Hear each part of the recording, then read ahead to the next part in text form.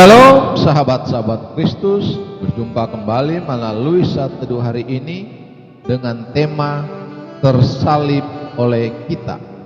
Kita akan merenungkan tema ini melalui bagian Alkitab yang terambil dari kitab 1 Petrus pasal 2 ayat 18 sampai 25 yang berbunyi demikian. Hai kamu hamba-hamba, tunduklah dengan penuh ketakutan kepada Tuhanmu, bukan saja kepada yang baik dan peramah, tetapi juga kepada yang bengis. Sebab adalah kasih karunia jika seorang karena sadar akan kehendak Allah menanggung penderitaan yang tidak harus ia tanggung. Sebab dapatkah disebut pujian jika kamu menderita pukulan karena kamu berbuat dosa? Tetapi jika kamu berbuat baik dan karena itu kamu harus menderita, maka itu adalah kasih karunia pada Allah. Sebab untuk itulah kamu dipanggil, karena Kristus pun telah menderita untuk kamu dan telah meninggalkan teladan bagimu, supaya kamu mengikuti jejaknya. Ia tidak berbuat dosa, dan tipu tidak ada dalam mulutnya. Ketika ia dicaci maki, ia tidak membalas dengan mencaci maki. Ketika ia menderita, ia tidak mengancam, tetapi ia menyerahkannya kepada Dia yang menghakimi dengan adil. Ia sendiri telah memikul dosa kita di dalam tubuhnya di kayu salib, supaya kita yang telah mati terhadap dosa hidup untuk kebenaran. Oleh bilur-bilurnya kamu telah sembuh. Sebab dahulu kamu sesat seperti domba, tetapi sekarang kamu telah kembali kepada Gembala dan pemelihara jiwamu.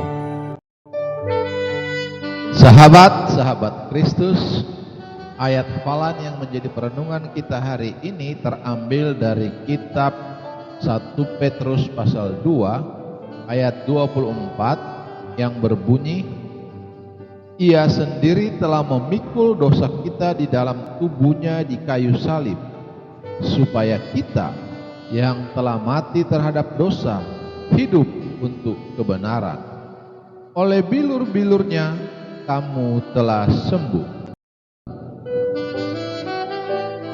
Sahabat-sahabat Kristus, dalam lukisannya yang berjudul The Rising of the Cross, Rembrandt melakukan sesuatu yang tidak lazim dalam dunia lukis di Eropa saat itu.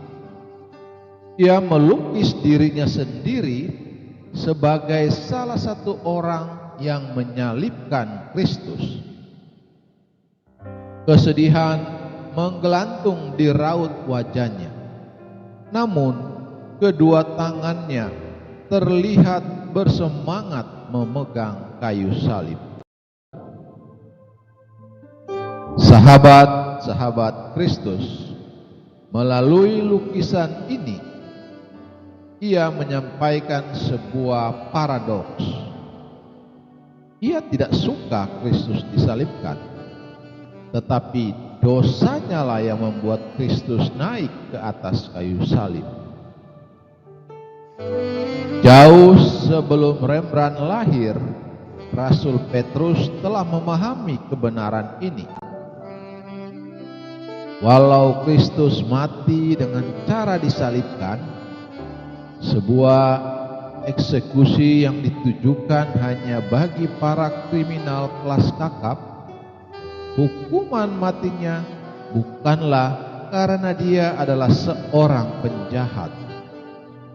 Dengan tegas Petrus menyatakan bahwa Kristus tidak berbuat dosa, ayat 22. Bahkan selama Yesus menjalani hukuman, Dia tidak mengeluarkan caci maki dan erangan kemarahan sebagaimana yang sering dilakukan oleh para terpidana mati zaman itu. Lalu mengapa Dia harus mati disalibkan? karena Dia hendak memikul dosa-dosa kita. Ayat 24. Dia menggantikan kita untuk menanggung hukuman dosa kita, supaya kita sembuh, supaya kita keluar dari ketersesatan kita dan kembali kepada Bapa surgawi. Sahabat-sahabat Kristus, ketika kita memandang salib, apakah kita hanya melihat Kristus dan kerumunan orang-orang yang membencinya? Adakah seperti Rembrandt, kita melihat diri kita pun hadir di situ dan turut menyalibkan Dia?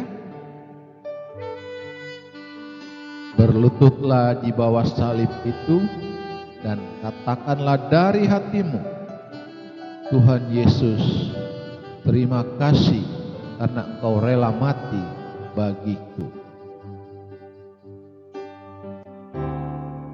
Sahabat-sahabat Kristus, Charles Wesley mengatakan, kasih yang agung, bagaimana bisa Engkau Tuhanku harus mati bagiku?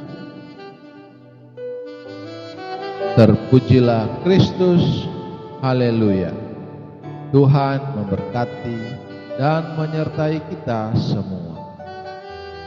Amin.